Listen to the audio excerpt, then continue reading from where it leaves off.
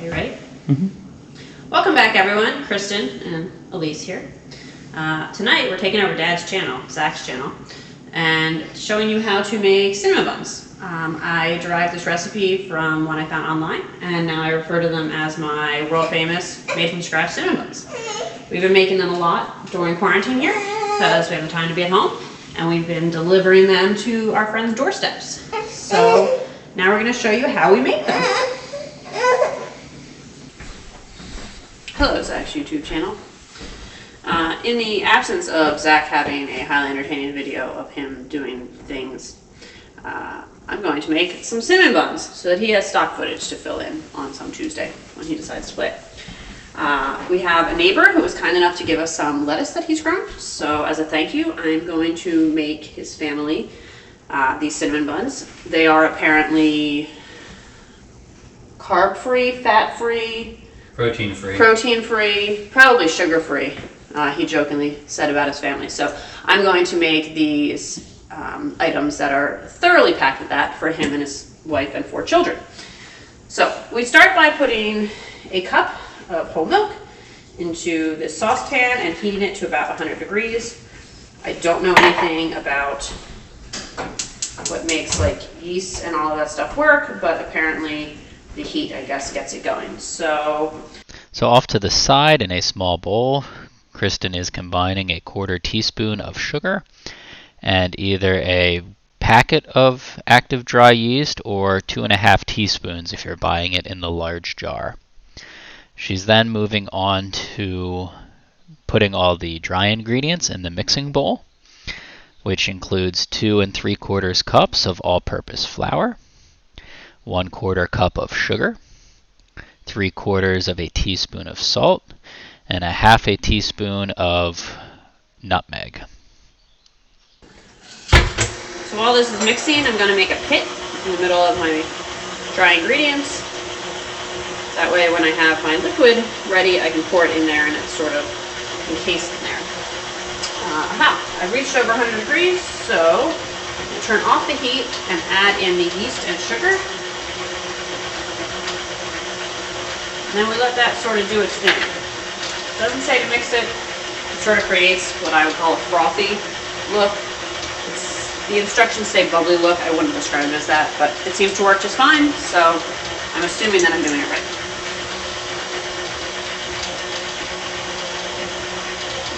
Now that that sort of has a pit, I'm going to turn it off. It's recording. So now that I have the pit in my dry ingredients, I'm going to make the additional ingredients for my wet ingredients while I let the yeast and sugar and milk kind of do their thing for 5 minutes. I've already been doing it for 3, so we just have another minute or 2 to go. So I need the egg yolk, just 1 egg. And my friend Lisa tells me that I should always crack an egg into a different bowl because of eggshells, which she's been right about, because look at that. I'm going to make a big mess out of this.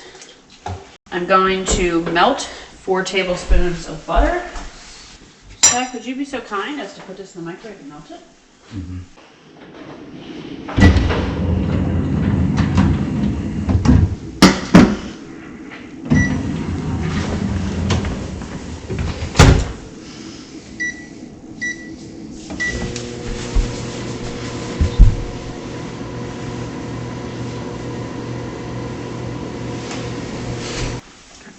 Now that my handsome shoe chef has melted my butter for me, I'm going to add to it my egg yolk.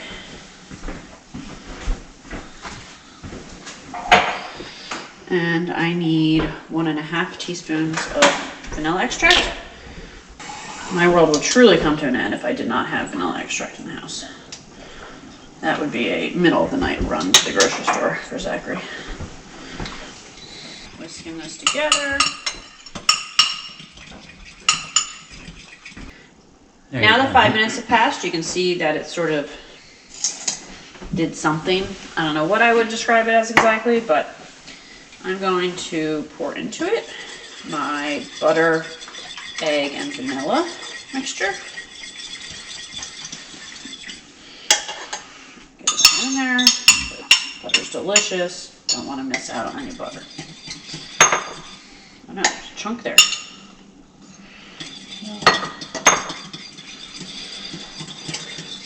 Then we're going to pour that into the well, in the dry ingredients that I created.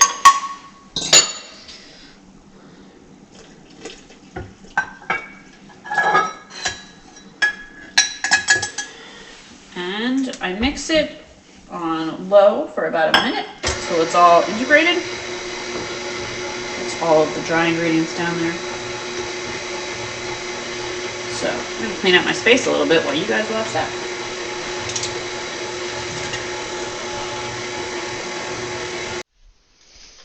If you made it this far, you're now watching Kristin let the dough and dry ingredients mix. And if you haven't seen the description, the recipe she's following is in the description below with written out steps if you prefer to follow it that way instead of continuing to watch my video.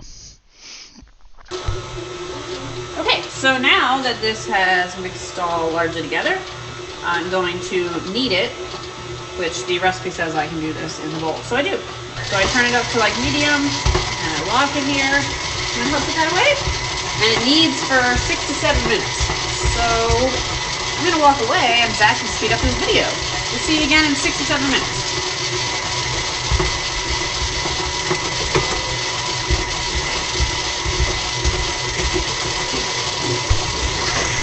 And now we'll take a brief moment of silence for my waistline during this quarantine.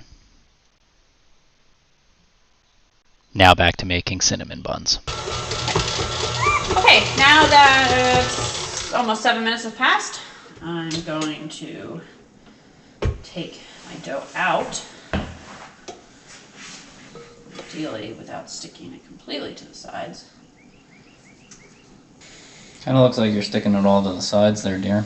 I really am.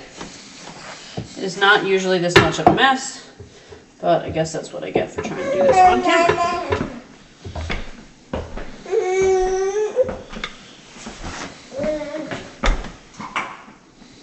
Okay, now that I've made much more of a mess of that than I usually do, I'm going to take my stick of butter and butter the sides of the bowl a little bit so that as it's rising, it gets butter on it. Again, I'm not a baker. Don't really know why we do this, but I assume it's because butter is delicious and they want as much of it as possible in their recipe. Now I'm going to put it in the bowl and rub it all around the sides to get a lot of that butter on the dough.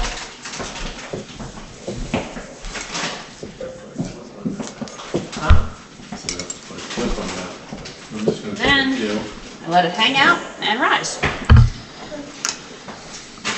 Cover it with my favorite bowl cover and ignore it for a bit. We'll be back in about an hour or so.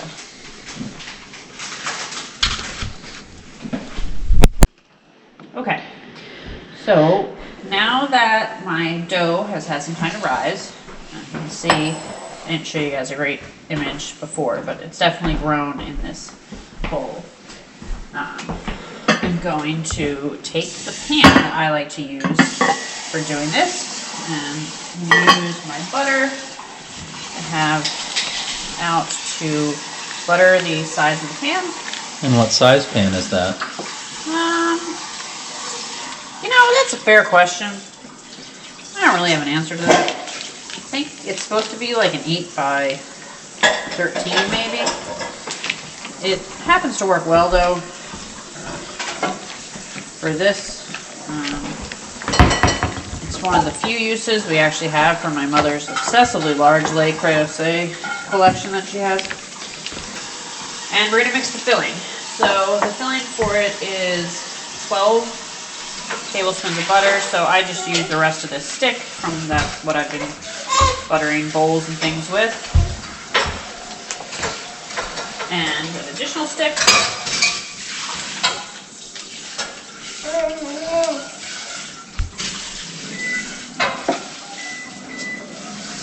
And if you're prepared, you'll have left this out long enough to soften. This is the first time I've ever made them where I was actually somewhat prepared and left it all out to soften.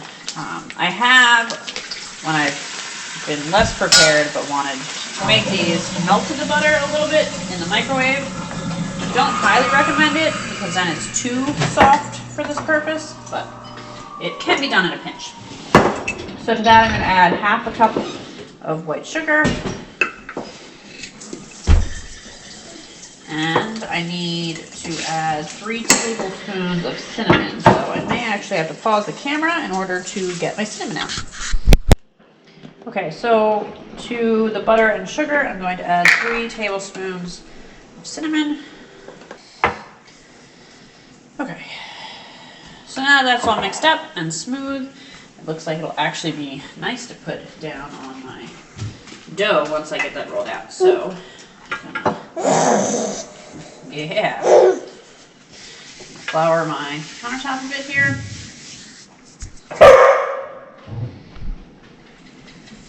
There's all the background noise. We have the baby growling, Alright. dog barking. You remember when Dad called you the biggest pain in the ass? Okay. Living up to it.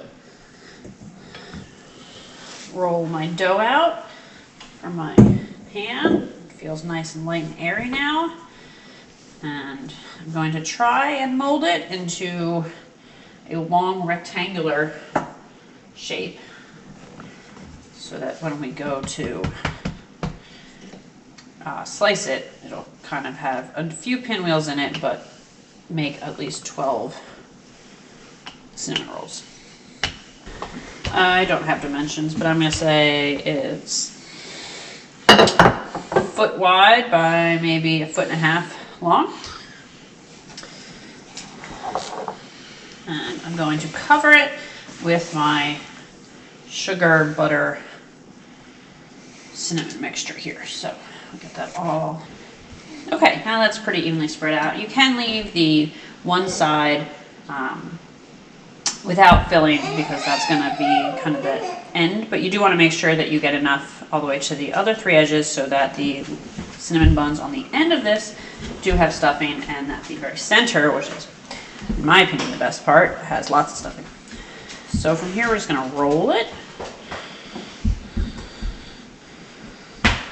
If you are not prepared and don't soften the butter long enough and you instead opt to melt it in some way in the microwave, this is usually the hardest part because when you roll it, it tries to sneak out. But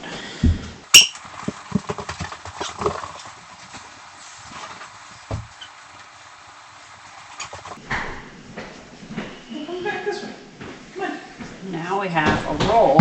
So I like to mark it here with about where the half and the quarter lines are.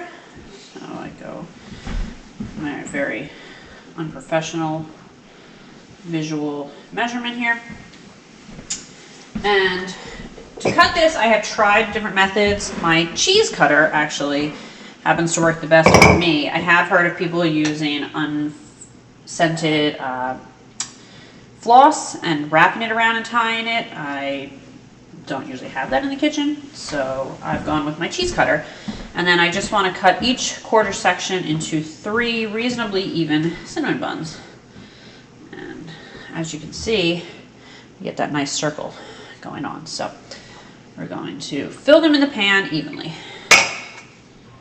There you have it. As you can see, I have placed them into my pan. They're in 4 rows of 3. And now what we're going to do is let them rise for about 40 minutes until they double in size.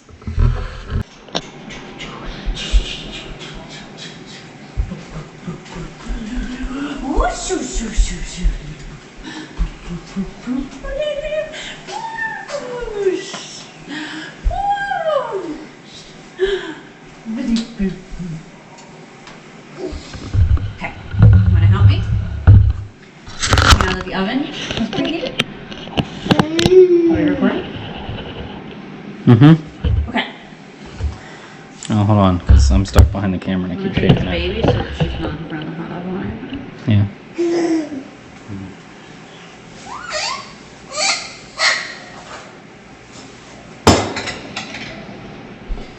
Okay, so now that it's been a bit later, we're going to see that our rolls have expanded a good bit. I didn't measure them, so I don't know if it's technically doubled, but it's close enough. So they're going to go into an oven that's been preheated to 350 degrees. They go in uncovered. and we put them in for 35 minutes. So we'll see you back here in about 35 minutes. No, just makes life complicated. I only have one oven mitt. Okay. So the cinnamon buns have baked. We're going to take them out of the oven. And they smell amazing. So as predicted, it's going to be very painful to give all of these up. I'm going to turn the oven off because if I don't do it now, I'll have a tendency to accidentally forget and then move it on for excessively long. So we're going to let them sit out of the oven and cool in the pan for about 15 minutes. And while we do that, I'm going to make the glaze that goes on top of them. So while the warm out of the oven cinnamon buns themselves cool, I'm going to make the glaze.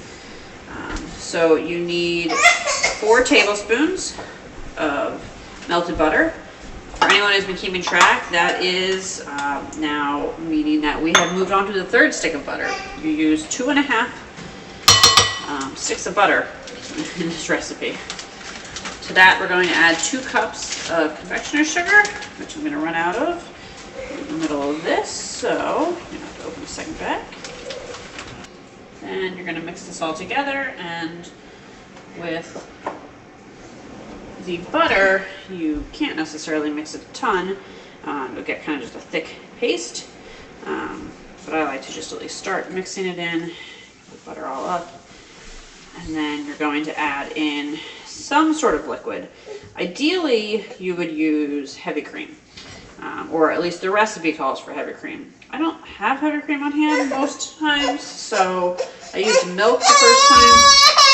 Oh, someone's angry. I used milk the first time out of desperation and continue to use milk. The original recipe, I think, called for 1/3 of a cup of heavy cream. I kind of eyeball it. If you make it too runny, it'll just pour right off, especially off of cinnamon buns that are still warm. If you make it too thick, it just doesn't evenly get spread out. So try to eyeball it and hit what I consider the perfect consistency. And you want to mix in all the sugar, all the butter.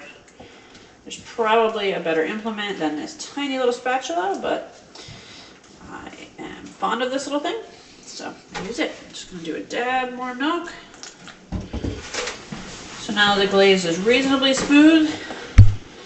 I'm going to let it sit for a second while I get the buns out of the pan. So we're going to just loosen the buns along the side here. Trying obviously not to do that, but just to help the eating process for when I turn this pan over. My method for getting them out, because you want them to flip upside down, is to just put a pan under it and flip them. If we're lucky, come right out in an even, clean manner. Oh, perfect. Yes. I like to scrape the bottom of the pan just to get all of this additional good filling that kind of snuck out. Just add it back onto those guys in the middle. So now that you have your hot buns on your pan, we're going to glaze them. So get my beautiful glaze and try to pour it over reasonably evenly. And since they're still nice and warm, it's going to melt this even more. The delicious glaze is just going to pour down the edges and cover them, and oh, they're going to be so good. And there you have it. This recipe was adapted from something I found on the internet, but seems to be pretty consistently easy, and everyone has had great reviews. So now I'm probably going to go make another batch so that we have one of our own for tomorrow. Thanks for watching. Okay, so that concludes making my made from scratch cinnamon buns. As you can see, they look awesome and they smell amazing. Unfortunately, that's one thing you don't get through the camera. I recommend if you're bored, giving it a try. If you liked the video, I'm supposed to ask you to give Zach feedback through likes, comments down below.